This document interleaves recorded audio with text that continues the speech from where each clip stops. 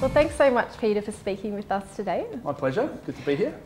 Your background in sales is incredibly impressive, having generated over $1 billion in sales. Can you tell us about your background and how you were able to achieve such an impressive number? It's funny when someone asked me about that number. It was like I had to go back and through all the years and look at what I've done. And obviously, it's an approximation, but it's feedback I've got from businesses that I've helped and worked with and clients I've worked with over a period of time. But I guess I've been very fortunate when it came to my induction into sales. Aside from the fact I think we're all born salespeople. I mean, when we're children, we're always trying to push our bedtimes out. We're convincing mum and dad, to stay up later or to extend our curfew when we're teenagers. So we're always trying to sell or help us get what we want. My parents had businesses ever since they were young. Ever since I was young, I should say. And I was just kind of brought up in that mindset of entrepreneurship, of working for yourself, and everything that you do has a direct impact to the results that you achieve. So I was born in that culture. My parents had businesses, and from the age of 7 or 8 years of age, I was working with mum and dad in those businesses. And back in those days, it's child labour. You don't get paid, especially when you come from a European family. So, I put a roof on your head, I put clothes on your back, I put food on the table, and you'll work for me. So I learned very quickly what it was like to have to work to get good results for the family as a team. So, I'd say my father was my first mentor when it came to business and sales specifically, and watching what he did and some of the techniques when it came to the layout of the business and upselling and cross-selling, are very pertinent today. I think my dad was well ahead of time when it came to business, but I don't even think he knew it. He just did it because it worked. And then I studied at university for a short period of time, for a couple of years, doing teaching, science, maths and physio teaching, and realised that I kind of went to uni because that's what you were supposed to do. It wasn't a big vision of mine to want to go to university, it was just expected to do that. And when I got there, I found it really didn't suit myself. I'm very much hands-on, very practical, and I like to do the do. So I ended up getting a full-time job, again in sales, by pure accident. I think many people wake up saying, I want to be a salesperson. You kind of fall into it. So I fell into this sales role, and I did quite well. And I was very, very lucky, which is a bit weird. I never got formally trained by this company. It was a very hard school, old school selling process. And back then it was like, if you were number one in sales, every Tuesday everyone went to sales training. So whoever was number one stayed back at the business to take any leads or inquiries. And in my first week, I just so happened to be number one. So I never went to the sales training. Week 2, I was number one, so I never went to the sales training. So I never really got inducted into their way of selling, which I'm very thankful for today, because it forced me to create my own way of doing things. And I'm a very trial and error type of person. If something works, I want to find out why and I replicate it. And if it doesn't, I want to find out why and I fix it. So I've always had a self-assessment mentality in what I did, and that produced really good results for me very quickly, to the stage where after 4 weeks I was promoted to sales manager. After 5 weeks I was managing the business, and I really had no idea what I was doing. I just knew that I could make money for the business very, very quickly. And it's when I got promoted to manager that I realised everything I had in my head wasn't good enough to train other people within my business. So what I had to do was to put what was in my mind on paper into a system so I could replicate for my team. Because when I stepped away and went on holidays, the business dramatically dropped in success.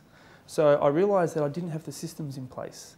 And because I didn't have the systems, I couldn't replicate it. So the business relied on me. So when I came back from holiday, I had to get everything out of my head, put it down on paper and systemise the process. And the minute we did that, the business grew exponentially. So I was very, very lucky. I was promoted to an area manager. Then they wanted to give me investment in part of the business and make me a general manager and educate me in those capacities when it comes to holistic business. And when you have an invested interest in a business, you obviously work a lot harder. So I found out very quickly that these systems grew the business from 5 to a chain of 15 businesses, and running, looking after 10, 20, 30, 40, 50 salespeople at once. I found, it couldn't rely on just me. So systems when it came to sales was the key facet for myself. And I had lots of little mentors along the way when it came to mentors for rapport building and systems and sales, when it came to lead generation or referrals. And I learned from all of those and created a method of selling. And then I left Perth, this is back in Perth, and moved to Melbourne and started my own consultancy business where I started coaching other businesses within those systems. And that got really quick success really, really quickly. And it really wasn't because of me, it was just the systems I created within sales were very replicable. And therefore those results were very replicable at the same time. And that's when I kind of went into the consulting world. I started coaching other businesses in sales and management and leadership and really what drives successful businesses. And then, that led to one client to another into the big corporate world, and eventually, working with small to medium business, going to large corporate business, from the likes of, Channel 9 and Wind Television to, Westpac and ING and finance and real estate and a whole, I've worked over 100 different industries right now. So I find myself quite lucky to have worked in such a wide, diverse range of industries, because I find what works in this industry can be multiplied in other industries. So knowing how to cross-pollinate, that's made a real big difference, I think. That leads us, I guess, to your work that you're doing currently with the Entourage. Yeah. Can you tell us about the work that you're doing with them? Listen, the Entourage I really, really love. I've got an affinity with the Entourage, mainly because of what it stands for and what it's doing for the business community. What I found very, very quickly, what took me, like 7 or 8 years to master, was because there was nowhere to get a formalised education in formal business studies. And what I mean by that, the real stuff that works. We live in a market today where there's so much change that happens so quickly. Like what we were learning online marketing 12 to 6 months ago, some of it's irrelevant today. That's how quick the market is changing. So back in those days, we had no one to learn from except for trial and error. And if we had the skill sets of what the Entourage does and the Scalable Saleable program that we teach, if we had that back then, I have no doubt that my 7 or 8 years would have been condensed into maybe 1 or 2 years, and the success I had could have been magnified even quicker. So I love the fact that there's somewhere that you can go right now where you can get people who are doing the do, not reading from textbooks, but in modern day business sense, can, I guess, mentor and share that information with others. And I guess that's the passion, what kind of drew me to the Entourage in the first place, is that it's great working with big business, and I love doing that, but I love seeing the startup or the early growth phase businesses really start where they are and just power on to the next level. And that's kind of the passion that I have. So I love kind of driving a magnificent team that we have here, that we all have the same vision in helping as many entrepreneurs as we can become super successful. So that's kind of my life right now, is looking at all facets of the business and saying, how can we help more people be successful at what they do with less risk and get where they want to be a lot quicker. So it's all about, we become an entrepreneur and have a better lifestyle, whether it's for yourself or your family. And, I'm going to become a new dad very, very soon. So the affinity is very close for me, and it's probably the most passionate thing that I've done in my life to date, is driving the mission for being, the best business education institute for Australian and global business. Yeah, no, that's fantastic, and it's very inspiring, the work that you do. Thank you. Leading to, I guess, how sales has changed, because you mentioned it has evolved quite a lot over the last 10 years or so. Can you tell us about what doesn't work anymore? It's, I get asked that question a lot, and you're right, sales has changed so much. And when I say sales has changed, what I mean by that is my philosophy with selling it's you've got to stop selling. It's no longer I have a product which, I want to try and sell this glass. It's about creating a buyer's mindset in the consumer, and understanding your consumer is probably one of the most powerful things you can do in business. So what I took away very, very early in my time was I realised that when I didn't have that sales training earlier on, I didn't have a preconceived idea what I should be doing. So all I did was focus on what does the person want. And a great man once said is, help people get what they want, you'll always get what you want. So that resonated with me from day one. So I sat there and thought, well, what does the consumer want in the sales process? And they don't want to be sold to. They don't want to be talked into anything. They don't want to be their head bombarded with a whole lot of features and benefits of this product or service, or trying to upsell or cross-sell too quickly or too early. So for me, I guess it came down to understanding what they do want first, maybe realise what they don't want. Yeah.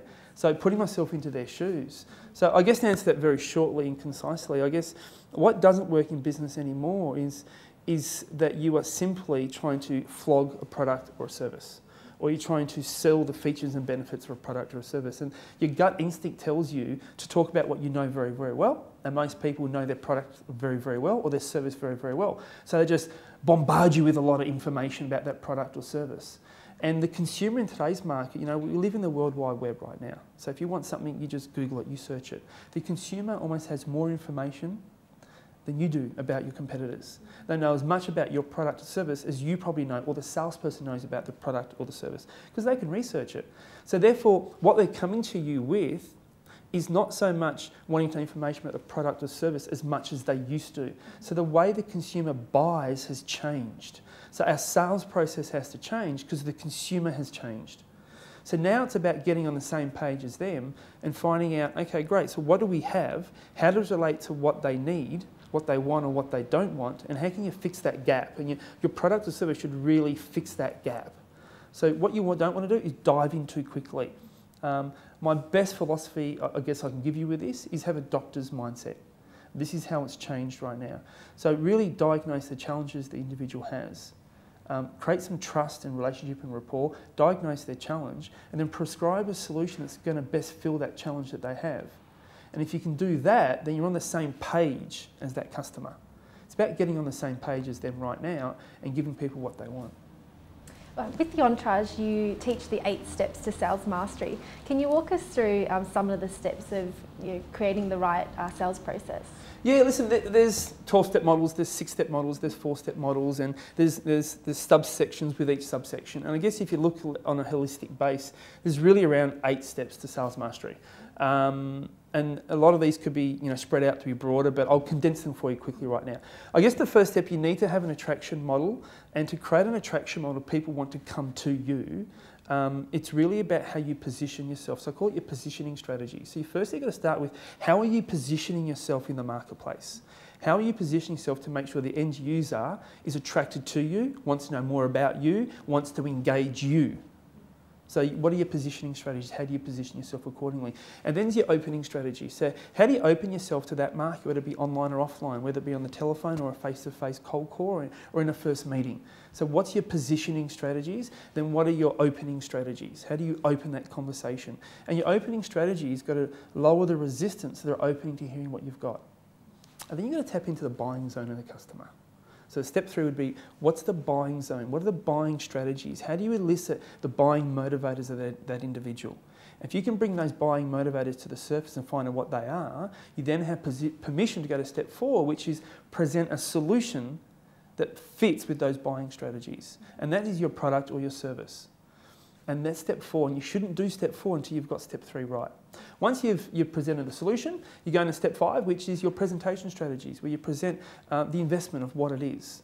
And that's what I call the front end of the whole sales process. If you do that right, the back end should be almost inconsequential until you get to step 8. It should be just a bygone product. But after step 5, where you present the investment, you'll either get someone who says, yes, let's go ahead, or you'll get a challenge they'll throw at you. In the old days, it was called overcoming objections. But I believe you should eliminate every objection before they come up. So, objection is just a challenge that we haven't overcome yet, or a challenge that the customer doesn't have an answer to. So step 6 would be overcome or eliminate those challenges, and then ask people to get started in step 7. And it's simply about, closing the sale was the big thing that every salesperson wants to get great at. And I spend less time teaching people how to close the sale right now, and spend more time on the front end, how to get your customer to want to buy. So closing is almost I guess the end result, just kind of like a peak to the pyramid, it just happens. And that's what starting should be. Closing the sale is such an 80s term. So it's about, let's get them started. And then step 8 is getting repeat business and referral business. Because then that goes back to step 1, where you're attracting more people to go through opening strategies, and it kind of feeds itself. So they're my 8 key philosophies when it comes to the 8 steps to sales mastery. Excellent. You mentioned the importance of reducing buyers' resistance, and in some of your previous workshops you talked about the power of green braining your marketing. Can you talk about green braining? Sure. Listen, green brain is a philosophy that I really believe in. And to do that, I'll just quickly talk about how the brain works. Yeah, so a lot of people know there's 2 sides in the human brain. You have a logical and an emotional side, or analytical and a creative side. So, your analytical side is more your left brain thinking. So your questioning brain, also what I call your what if brain. When you lock someone into the logical hemisphere of the brain goes, well, what if this happens, and what if that happens, and what about this, and what about A, and what about B, and what if this happens as a result of that. And so it causes a lot of thinking to go on, analysing, which tends to slow decision making down when it comes to buying motivators. So your right hemisphere, your left hemisphere, your logical part of your brain, your analytical brain, is what we call your red brain. Think about it. What do you do at a red light? You stop. What do you do at a stop sign? You look left and you look right. You look for reasons not to go. You look for pedestrians or traffic. So when you lock someone in red brain conversation or red brain marketing, it slows decision making down. The brain will challenge that a little bit more because it analyses it. The other side of the brain is the right brain, what we call your emotional hemisphere of your brain or your creative brain. Yeah? So your left brain is your logical, your right brain is your emotional, and people make quicker, faster buying decisions in the emotional cortex and the emotional hemisphere of the brain. It's a quicker, fast, quicker response actioning process. So in that capacity, we call that your green brain, because what do you do at a green light? You go. You put the pedal to the metal and you floor it. So we have your green brain marketing, and you have your red brain marketing, or your red brain selling and your green brain selling. One's emotional, one's more logical. So when you talk about green brain in your marketing, it's talking about tapping into the emotional motivators of an individual. How do you build that relationship with that customer through your marketing processes, where they feel so aligned with the brand, where they feel so aligned with you, where they feel so compelled to have to respond and have to act, whether it be an EDM or a hard copy, or they're watching TV or listening to the radio, or someone just talking about it in conversation. At the end of that, if I feel emotionally attached, if I feel compelled to want to respond, if you tap into my emotional heartstrings of my decision making, of filling that need, that's more your green brain marketing. So tapping into the whys of what the product or the service stands for, rather than the whats and the hows, which is what most people try to portray, you know, what we are and this is how we do it, as opposed to the why behind what we do. So your why is more your green brain motivators. So if you can present your business, your product, your service, your marketing, your whole sales principles, and have a green brain mentality, you get to engage people who want to be more engaged with you, rather than trying to push people into wanting to buy what you have or respond to your marketing. When they want to respond, they're a higher quality, so conversion is higher. So that's the key component with green brain. It's tapping into the emotional motivators of each individual. Can you give some practical examples of applying green braining to maybe writing copy or website design? Yeah, oh God, website design. You know, there's so many good and bad designs with website, and I think you've got to always look at, what do you want your website to do? You know, is your website there to generate leads? Is it simply a branding exercise? Is it there to make sales? So you've got to know, what does your website, what are you designing to do with your website? There's no golden rule, you need to have this, or you need to say that. It depends what, you know, I know so many businesses that want the phone to ring on the website. You know, when I ask them, what do you want the website to do? They say, Pete, is this a good website? Have I green-brained it? I said, what do you want it to do? And they go, well, what do you mean? I said, what is the direct response? Is it simply generate leads? Is that it? Is it, do you want an email inquiry? Do you want people to jump on and actually purchase something? Is it an e-commerce site? Is it to generate a telephone call? And if it is a telephone call, great. So, you know, they simply didn't have a phone number big enough in the right spot, so to speak. Or there's nothing motivating them to ring. So green branding your website's got to be linked directly to what you want the website to do in the first place, and knowing your market very, very well. You know, we've worked with a business called Style Runner. And for those who don't know, it's a very, very strong brand with females athletic apparel. They've actually just broken into the Style Runner for man now, men's apparel as well. And after teaching the girls the green run, they're two twins, a bit of redundancy there, but yeah, so there's a set of twins that run that, and they're amazing implementers. And after teaching them green brain, they did an all-nighter for a weekend and green brain the whole website, and they had a 300% increase in their website, which is already high volumes. And they simply looked at, who is my market and what are they like, and are the pictures on my website emotionally talking to that same market? Is the language that they're using aligning with that market? So what is some more emotive language that you could use in your website? What is the why behind what you do? What's the essence behind what you do? So, you know, instead of just saying, you know, here's a tracksuit top, or here's some tights or some pants, what is it about those tracksuit tops, the tights, the pants, the shorts, the runners, the joggers, the hoodie? What is it about that makes you feel funky, fresh, exciting, new, different, stand out? Because if that's what your market wants, you have to talk to that market. See, they're not buying a pair of training tights, or they're not buying a pair of shorts, or a hoodie, or a training top, or anything like that. They're buying the feeling that gives them. So you need to portray the feeling and the emotion in your web copy. Even your pictures, how more emotional can your pictures be? Your headings, do they pose a question? Do they make you think? Are they talking about the benefits of the product? Are they talking about the effects that those benefits have, which is more the emotion attached to it and the why? So see if you can portray the effects of what your product or service does, more than just what it does and how does it do it. That'll make a real big difference.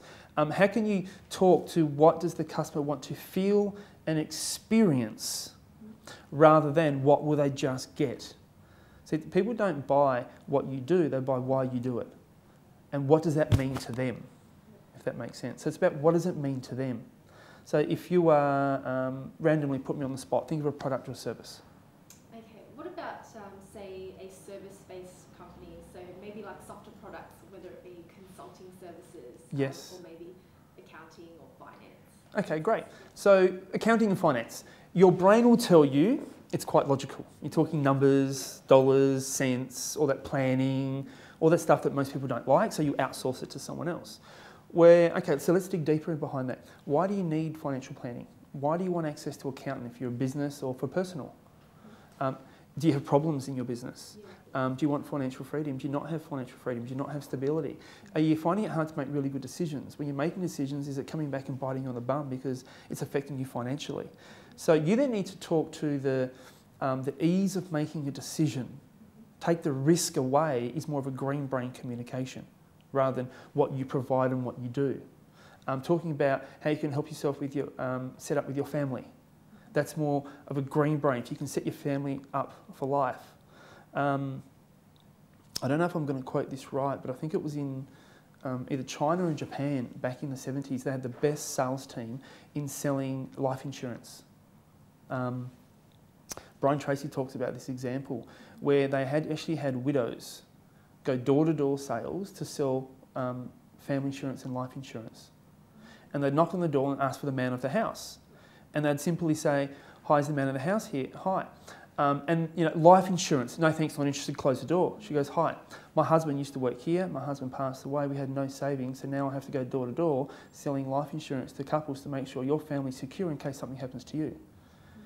Now how green-brained and emotive is that? It's tapping to the heartstrings of a man wanting to put up, and this is back when it was a little bit more gender biased, but the man's providing and supplying for his family and saying, "I don't want my wife being this same person if something ever happened to me."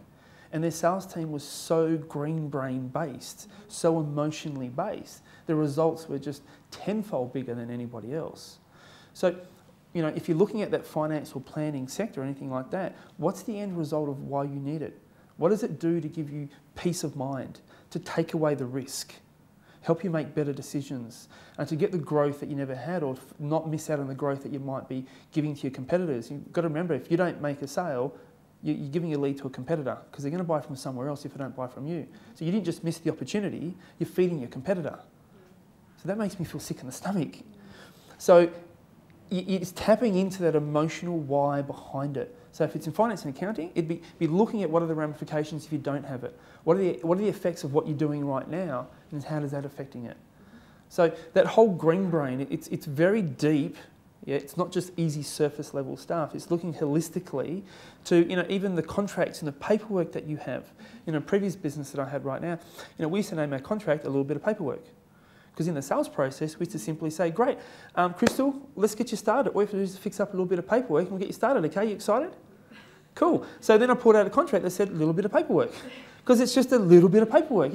A contract is, "Oh my God, I've got to look at this and give it to my solicitors," and they get red-brained all of a sudden. So it's about making it as least red-brain as possible. You can't totally green-brain everything, but you can make it as least red-brain as possible. So you can do it in everything, and think outside the box. We don't have to be stuck in this box where we have to do things like everyone else does it. If you've seen the new Virgin campaign that's just come out, the way they talk about safety. It's very, right from the beginning, they've been different. You look at some airlines, Qantas have been very, very stale and very, very old. Exits are here, here, and here, and it's about making it fresh. Tapping into what your market wants emotionally, is what all successful businesses are doing right now. You look at Apple. They've done that very, very well. It's about colours. It's not about just how productive it is. What does that mean to you in the big picture? It's accessibility, which is why technology has taken over the world, because you're more accessible. Social media has taken off, which means we're emotive creatures. We want to belong to something. So how can your product or service help your clients feel like they belong and be part of something? What are your top 3 tips for effective cold calling? Cold calling, everyone's favourite word. It's funny, cold calling is something I've never had a fear of. And I think it's mainly because of the success I had when I first started cold calling. See, most people attach most of their fears with their previous experiences that they've had, or other stories that other people tell them. They play this movie in their head of that negative experience, and it overrides all their emotion, and they let that take over.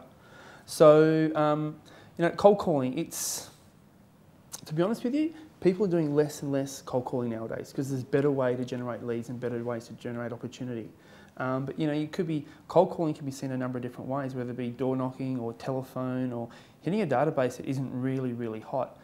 And that could be a cold calling. But I guess what you want to look at with cold calling is, again, what is your outcome that you want from it? If you've got a database and you're trying to bombard that database and trying to get them to buy something, well, it's a cold database, not going to buy from you. You're going to get more opt-outs than you will more opt-ins or more responses. So always ask yourself, what is the outcome you want from that cold call? Is it just to build a relationship first? Is it to build trust first? Is it to just get to know who you are and what you do? What is the outcome that you want? And going straight for the jugular and going straight for the sale is not always the best strategy. And that's the biggest mistake a lot of people make with cold calling. They try to get in there and get a yes straight away. It's not about getting that sale too quickly or too early. So, I remember my first ever cold calling was in the health and fitness industry when I was working in gyms and health clubs. And, I didn't have a big marketing expense. 180 degrees of my marketing were fish because I was right on the beach. You might think, oh, it'd be cool to have a club on the beach. But, 180 degrees of your population don't work out of water. So, my marketing budget was low. The demographic wasn't that high when it comes to, disposable income. Even though it was on the beach, because back in the 80s, even though you had a nice property on the beach, it doesn't mean it was an expensive property. It does today. So I found very, very quickly that old techniques for marketing, cold calling, didn't work. Hi, my name's Peter, I'm from the gym, do you want to buy a membership? Or do you want to come in for an appointment or anything like that? So again, I had a philosophy of making every phone call, every contact has got to be about the customer. And the biggest mistake we make most contacts about us. We talk about what do we want and we try to get our outcome. I want an appointment, I want a lead, I want a sale. So we push towards that. And what that does, it resists and pushes the customer away. So I thought, let's make this a giving. Let's make this call all about the customer. So every contact you make, whether it's telephone, face-to-face, email marketing, whatever it is, should be putting the customer at top of mind. What do they want? So, one example I give is I rang up and I'd say, ring, ring, hello. We literally had the white pages. There wasn't a lot of internet back in those days. So I got the white pages, had about 8 suburbs around my gym, which I thought were in my area, my target catchment area. And I'd just put my finger down the white page until I found one of those suburbs. It might be, B. Smith. At this address and this phone number, it had Mr. and Mrs. So I just, hi, is Mrs. B. Smith or is Mr. B. Smith there speaking? I'd say, hi, it's Peter calling from the local gym, and I'd say my name of my gym. In this case, it was BC, the Body Club. And I'd go into a giving straight away. I wouldn't ask for anything because this is the normal spiel that people give you with cold calling, right? Ring, ring, ring, ring. You would answer hello, and I'd go, hi, my name is, I'm from, and what we do is. Those 3 key points. My name is, I'm from, what we do is. The minute you say that, what do you think? The resistance goes up. Yeah, you go telemarketer. You go, oh my God, beep, beep. You just want to hang up. Yeah. So I believe perception is a cornerstone to everything. So if I say A and your perception is B, your reality is B. So whatever I say or do, whether it be marketing, face-to-face or telephone cold calling or emails, it creates a perception in the story that you're trying to get across. And that script was giving a negative perception of who we are, and it created greater levels of resistance. So I changed it, because I tried all those things. And I simply went, hi, my name's Peter from the local gym, BC the Body Club. I'm just calling to ask you a quick question. Did you know, as a local ratepayer living in the area, you're allowed to use my club free for a week? The calls about them was giving them information. It was all about them. And I always got an inquisitive response. And the answer was, I didn't know that. Then I would go to confirm it. I said, you sure? No, you haven't got a letter in the mail and no one's called you before to say that because you live in the local area and you're a ratepayer, you're allowed to use my club free for a week. And they said no. Then I'd say, I'd qualify them. So you are a ratepayer? Yeah, I'm a ratepayer. I've been paying my rates for years. How long have you been living there for? 5 years. I'd like to really apologise. I'm so sorry that no one's let you know you're allowed to use my club free for a week. And that was the policy of my club. Now, I could have put that into a campaign in the local newspaper or did a fly drop, but I didn't have the money to do that. So I simply, a phone call was less than 10 cents back in those days, and that was my cheapest marketing. I just rang up and asked people if they knew about this information they were entitled to. People want what they're entitled to, so I simply made it a giving. I made it about them. I wasn't trying to sell anything very quickly. And they filled in their own gaps and went, no, I didn't. And it's funny, when people are entitled to something, they want it. They want the choice whether they want to use it or not, but they want it. Yeah. So did you know? No, I didn't know. I'd like to really apologise. If you had have known, is it something you think you would have come in and used or given to a friend or a family member to use? Because if it's not for them, I've got the referral mentality. If someone else they don't want it, someone else may. It's never a lost opportunity. Someone already knows somebody that knows somebody that knows somebody. Yeah. And I had about a 70% success rate of people either wanting to come in and use it or give it to a family or a house member who would want to come in and use it. But I always got high quality people. See, cold calling's got an affinity with, you just got to go through numbers. Sales is a numbers game, you just got to clock over as many as you can. Where I qualified them very, very hard. If you had have known, would you have used it? Would you have given to a family friend or a housemate or a work colleague that you know would have? And I believe in training with a friend, because I think that's what people like to do. They like to go places with friends. So I said, well, I'd like to really apologise. I'd like to invite you and anyone else that you like to come down together. And they'd come down, they'd experience it. I'd take them through our sales process and had a very high, almost an 80% success rate of converting those trials into ongoing clients. So I guess my cold calling is go against the grain about what everyone else does. Make it a giving. Find an angle where you can make it about them, not about you. And really focus on the emotional aspect of that, not the logical aspect of what you can give them. People are smart now. It's not about bribing them anymore and things like that. There's too many, the internet gives us too many options now, too much variety, so much choice. So people are pickier about their decision making. So if you go with the logical process and just go on price, they'll compare that price somewhere else. Because when you go price, you think red brain, you lock them into logic, they think logic, it slows decision making down, they'll start shopping around. So there's some of my key practical tips, I guess, through examples when it comes to cold calling. Yeah, no, that's really, really clever. Can I put you on the spot again and ask you a similar question? So what about dealing with business to business? So perhaps you're calling a line manager, could be a CEO or a marketing manager of a company, and the goal is to build a relationship. How in-depth would the conversation on the phone go if you want to, say, just book a meeting and then be able to talk about or hold that conversation in the meeting, not on the phone? Yes, okay. So again, you would probably start to see a tendency with everything that I talk about here is what's your end purpose and what's the perception of the customer? What are they going to have from that contact? If they're thinking you're calling just to try and sell me something, you're going to raise their resistance levels. So I talk about the principles of, and you brought it up a little bit earlier, lowering or increasing buyer's resistance. So let me start with that. Every person has a level of buyer's resistance when they communicate with anyone wanting to sell them anything. Yeah. So think about, you go retail shopping, you walk into a shop, normally somebody walks up to you and says, can I help you? Now what do we say 9 times out of 10? No thanks, I'm just looking or I'm just browsing or something like that. So I ask myself, why do I say that? Because I don't want to be sold to. So there's a level of buyer's resistance there. Think of it like a thermometer. If I said, no thanks, I'm just looking, there'd be like 100 degrees buyer's resistance. Now, you may have referred me to this sunglass shop. So I might walk in and say, ask for Jack, he'll look after you, he sold me my sunnies. I might walk in and say, hi, is Jack here? Yeah, let me just hi Jack, a friend of mine, Krystal, just bought some sunnies. She said you look after me. I was wondering if you could show me what you've got. So I'm not ready to buy just yet. Jack could still stuff that up, yeah. But my resistance level could be at 40 degrees or 50 degrees. So everyone comes to you with a level of buyer's resistance. So the first thing I ask you is, what do you think the level of buyer's resistance would be? If you're calling someone who you have an associate, a third link, if you like. If you know someone that knows them, that's the reason for the call. That could lower buyer's resistance very, very quickly. I know somebody who wanted to get a major car dealership on board as a client. And they rang up Porsche, and they wanted to get Porsche on board as a client. And they just want to ring the local dealer and speak to the dealer principal, the DP, or the manager. And this person was speaking about how people sell to women in car sales. And she was doing a presentation on this on stage. And somebody actually said, you should speak to like Porsche and Mercedes because they're hopeless. I went looking for a car with my husband and they spent 90% of the time talking to my husband and not to me. And the car was about for me. They just assumed I didn't know. And said, you should speak to these guys. So this person then sat there and went, okay, I'm just going to cold call, pick up the phone and ring Porsche. So that's what she did. But when she rang, she'd look at it from an angle of what's going to lower the resistance levels from the person on the other end of the phone. Yeah? It's not so much think about what do I want out of it, I want a meeting.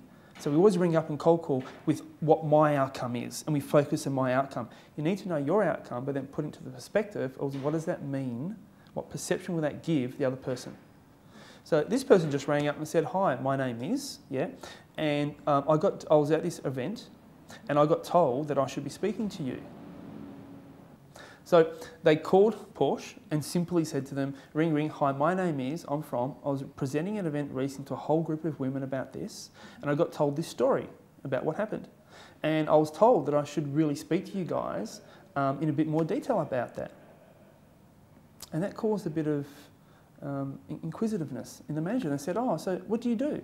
Well, I train businesses on how to help and present and market itself to females more effectively. So I was told I should speak to you guys, and I was just wondering why I was told to speak to you guys. Do you guys focus any specific types of training, or do you have any data that says how influential women are in making decisions in car sales?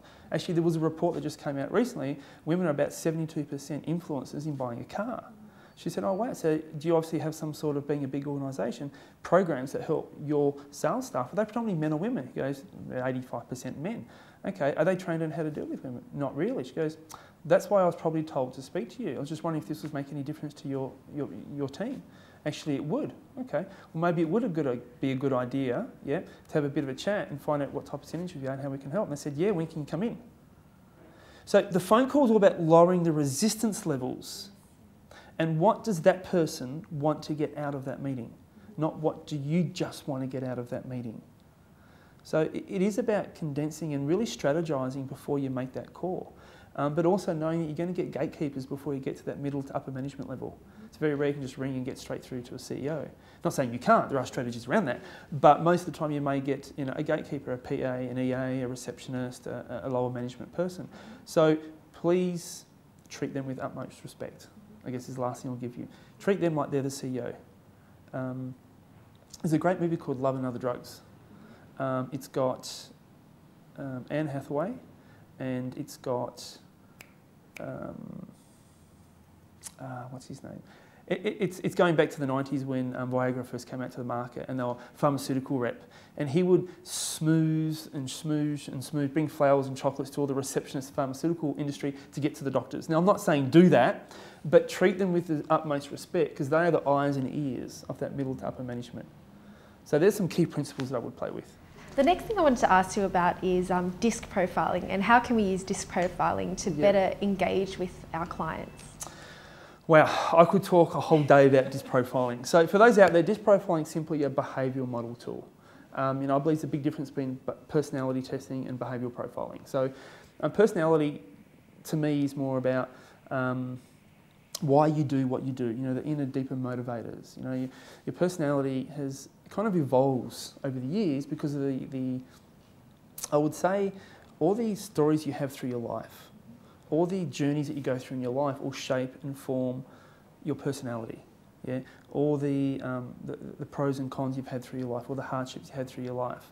So to say I've just met you and I know your personality, whereas I have no idea what journey you've gone through your life, but your behaviour is how you do what you do. And I can see how quickly you talk, what are your buying decisions, how do you like people to talk to you, how do you not like people to talk to you, how quickly do you buy, how slowly do you buy, how many questions do you ask, how many do you not ask. So your behaviour is how do you do the things the way you do. And this behaviour modelling is really a model around knowing people's behavioural patterns when it comes to buying and decision making and rapport building and listening and all those types of things. So to me, it'd be one of the top 3 things I've learned in the world, and I've spent probably the last 2.5 decades studying behaviour in human beings. And disc modelling is one of the most powerful processes because I love it because it doesn't put people into a box. It doesn't say you're this type of person and you're that type of person, I have to sell to you that way. We have all behavioural tendencies within us. Yeah. The key factor is we exhibit different levels at different times, at different levels of intensity, so to speak. But you do have primary behavioural models that you will exhibit most of the time. So if I know how you like to receive information, I simply need to give you information the way your brain needs it to make a good decision. That's DISC behaviour modelling. So, D stands for dominant and direct type behaviour style. I stands for that interactive influencer type behaviour style. S stands for that smooth and steady behaviour style. And C stands for that cautious and calculating behaviour style. So if you know the D traits, so if I'm speaking to a D, marketing to a D, selling to a D, then I need to put on my D hat and deliver information the way the D wants it. Put it this way, if you are pink, what I mean by that is you like to, and you're wearing a wonderful pink jacket today. So let's say you like to, you talk pink, you think pink. For you to understand something, I need to give it to you in pink. I need to explain it to you in pink. You need to hear it, see it, feel it in pink. When you teach somebody something, you do it in pink because it's natural for you. You love pink. Yep, you think pink. Yeah. Let's say I'm red. So I think red, I speak red, I talk red. For me to get it, I need to hear it, see it, feel it in red. Yeah, red for me is good, it's comfortable, it's easy, I understand it. So if you're presenting to me, yeah, you're probably going to do it in pink because that's what's natural for you. But I need to hear it in red. Yes. Does that make sense? Yeah. So we need to, if you and I are communicating, I need to understand what colour do I have to add. So if I'm presenting to you, you need it in pink, but I'm going to say it in red. So what do I have to add to red to make it pinkish? I've got to add some white. Yeah, so now we're going to year 6 finger painting, yeah? So it's a matter of now knowing that what is my behaviour style, red, what is yours, pink, yeah? So what do I have to add to mine to become like yours? I've got to add some white. So that might mean I've got to slow my pace down. I've got to be a bit more specific. I've got to give a few more testimonials. I need to be a bit more factual, a bit more direct to the point. I need to talk big picture. Detail bores me. So there's so many myriads, and the D, I, S and C focus on how to deliver information to people the way they need it. If you can master that art when it comes to sales and marketing, you are way ahead of the game to your competitors. So DISC is something you should use in all your sales, all your follow-up, all your marketing. You look at the new iPhones that have come out. It's really hit the behaviour style market. They're colourful, they're bright, it's all about gadgets. You can match and mix and match pairs and cases and all these types of things. So much marketing's done out there linking to people's different buying behavioural motivators. So DISC for me is very powerful, as well as being a recruitment tool, a management tool, a leadership tool. It's one of the most powerful things you can do, and we teach it a lot throughout our program because it is the cornerstone. It's almost like a foundation of everything that you do. And I incorporate a lot of things that we do here in the Entourage. Why is developing strategic partnerships essential to business success? That's a really good question. I love that question because I first started creating strategic partnerships when I had no marketing budget. And I guess I share that with you because strategic partnerships is a really good way if you're doing business very lean. And a lot of people in startup are doing things very, very lean. They're trying to do more with less. And strategic partnerships is a good way to be able to do that when you don't have a lot of marketing spend. It also puts you in front of a really engaging audience at the same time. One of the first strategic partnerships I did was with, I wanted to create with every member that I got on board, I wanted to create some sort of value I give them, added value. So it was different to everybody else. So when you join, you got a little welcome pack, and you might have got a free haircut, free dry cleaning, cup of coffee at the coffee shop, all those types of things. And what I wanted to do was access the databases of those because they were my catchment market as well. I wanted people that were in business. I had the dry cleaning come to my gym at the same time. I wanted people who shopped at the local health food shop. They were people that were health conscious, want to come to the gym. People that went to cafes. They were all people that I knew were members of my club. So I looked at who were members of my club. Where are those people at? And I said, great, well, I need to attack those businesses where those people go to at the same time. So what does my perfect prospect look like? Where else do they go? How can I align with those types of businesses? So I kind of did that, with the dry cleaning company. And every dry cleaning got a 7-day membership on their dry cleaning. They went into a draw to win a 30-day membership at my club with every dry cleaning. Just put their business card in. I filled a little 3-question entry form for every time they picked up their dry cleaning. Now people would go through, hundreds of people come every day for dry cleaning, and 50% of those would enter the draw. So they was getting their database. So it didn't cost me anything except for some usage of my product or service, very low usage, which I would upgrade, hopefully, if I had my process right, which I did very well. I had an 8% upgrade process from these trials. So it enabled me to get a wide market database for very low income, but it was targeted. So the first thing I'd looked at was, what is my easy sale? What's my easy prospect? What's a really good prospect? Where else do they hang out? Where do they go before they come to me? Where do they go after when they leave my gym? Where do they go before the gym? And then those markets have my database. I create a relationship with them. So it was very, very easy for me to get a lot of abundance of leads. It didn't cost me a lot of money that were highly qualified because they came recommended from those businesses. They were saying you should go here. I mean, the coffee shop, I simply went down to Joe's cafe and I said, hey Joe, you know, I've got a couple hundred members upstairs. Do you want access to my database? And they're not here's my database, but he went, yeah, sure. I said, well, firstly, I just want to know, when people come down for a coffee, do they come on their own or do they come with somebody? And they said, oh, they always come with somebody. I said, okay, great. And when they buy coffee, do they just buy coffee? Are you famous for something? Do you make nice muffins or biscuits or cakes? He goes, oh, people love our cakes. My wife makes them herself. Our cakes, you know, they sell like hotcakes.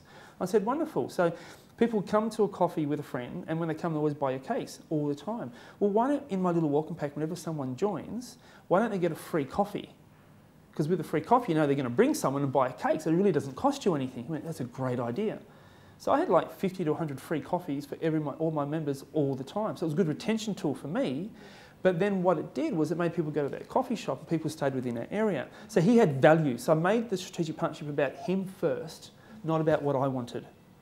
And then I said, great, well, would it be great if I added value to your members as well? Your clientele. They said it'd be great. Well, what if every clientele that comes in receives a free workout or a lucky dip where you might be a 50% off a joining fee, or it might be a free PT session or a 7-day membership? He goes, that'll be great. It'd be really, really fun. So to do that, they just had to fill in the details and I got their database. We didn't have email marketing campaigns back then. But what I would do was when he had a newsletter went out, say with the accountant down the road, had a newsletter out, we'd put something in that newsletter for free. I just paid for their postage, which is like, 30 cents for a stamp. Back in those days wasn't too much. So, strategic partnerships are a really good way to get a quality database, build good relationships that other people talk about you. I mean, Joe's Cafe will tell everyone to go up to the gym, the hairdresser will tell everyone to go to the gym, the dry cleaner will say, go see Pete's gym. So they were marketing for me, kept my marketing spend down. I got high quality leads, which converted higher. So my conversion rates were higher. The time we had to spend with people to get a sale were reduced, so we could see more people in a shorter period of time. And then people referred people on a regular basis. So it just had this snowball effect. So I know I've kind of condensed a lot there, but in a really short, condensed way, that'd be my key points with strategic partnerships and the benefits of them. On the topic of productivity, entrepreneurs often need to juggle multiple roles, particularly in the early startup phase. What are your tips for staying productive? Wow. We wear so many hats as entrepreneurs and we see so many things that need to be done. And one of the big things I find is we do what is easy, not what's most urgent or most important. And it's really important to distinguish what your focus is. So I'd say the first thing is you've got to have focus.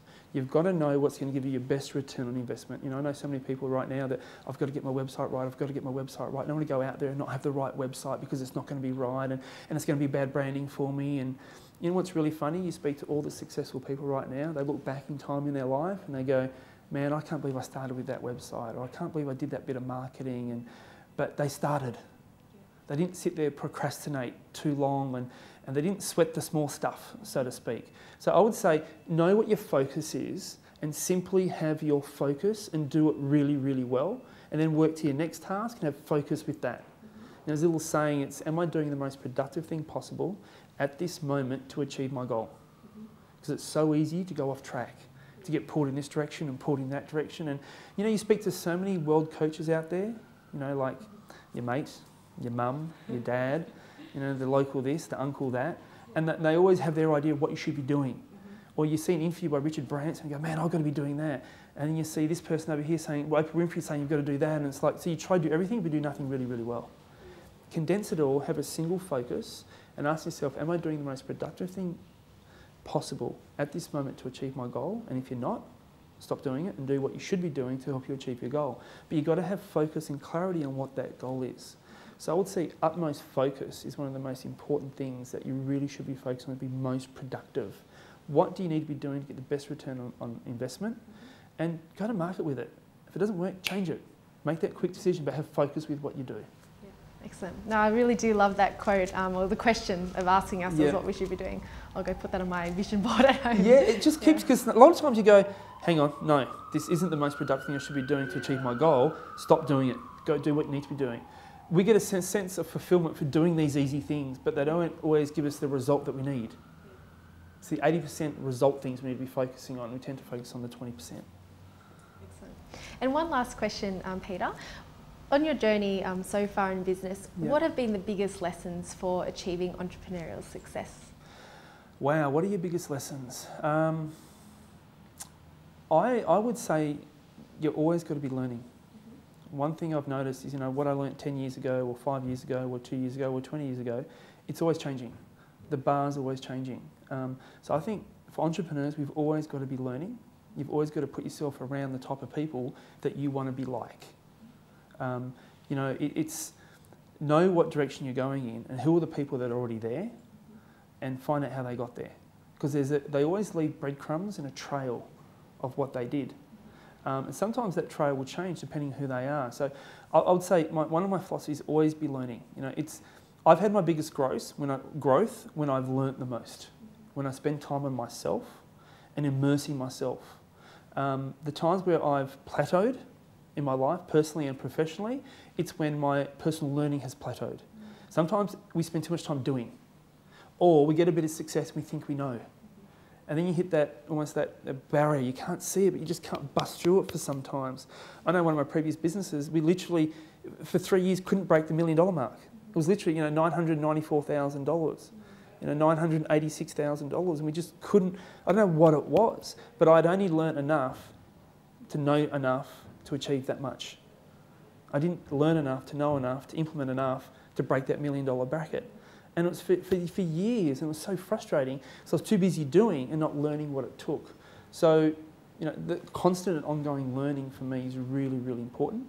And I would say you've got to embrace change and decision making. You've got to embrace change and decision making. You've got to just make a decision to do something, and if it works, great. If it doesn't, change it. And then implement it again. Because my theory is if you make a decision that's not the right decision, well, you know now what the right decision is. So you always get there quicker. We're procrastinating about it. Procrastinating about it can slow you down, or someone else gets there before you. Yeah. So obviously you've got to manage limiting the risk behind that quick decision. Yeah. So always look at the risk factor behind that. But it is a matter of make that decision, act on that decision, and be ready to adapt very, very quickly. Because you will learn twice as fast based on the mistakes that you make. And it's not a mistake unless you make it twice. Otherwise, it's just a learning experience. Yeah, absolutely. Yeah. So being nimble and able to constantly adapt. Yeah. And if you're not adaptable right now, if you're not that chameleon, you can change colours on a regular basis. And if your market's changing, you need to change. There's so many people that say, Pete, I don't know what's happened. Like, I haven't changed my presentation and I haven't changed my website, I haven't changed my marketing, but my leads are slowing down. I don't know why they're not responding to my Google Ads campaign, my Facebook campaign. It's like, well, that's why, because you haven't changed. Now, the market's changing so quickly, and we are taking longer to adapt to that. And the longer you take, there's no break even in business anymore. You're either operating above the line or below the line. You're either going forward or you're going backwards. There's no longer you're just plateauing anymore. Because when you're standing still, people are going past you, which means you're going backwards. Your competitors, remember, if you don't get that lead, if you don't make that sale, your competitor is. So you're feeding others. You're not just missing out on your opportunity, you're bridging that gap to greater, because you're missing it and they're getting it, so there's the gap. It's not just you're missing it and your competitors aren't getting it. You're missing it, competitors are getting it, so there's a gap. Yeah, so it's really critical. Well, thank you so much, Peter, for your time and My sharing pleasure. your insights. And I wish you all the best of success with the Entourage. Wonderful, thank you.